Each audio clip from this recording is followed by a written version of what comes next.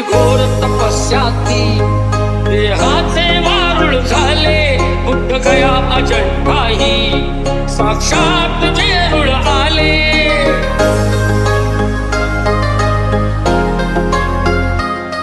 किती घोर तपस्याती देहाचे वारुळ झाले बुद्ध गया अजंठाही साक्षात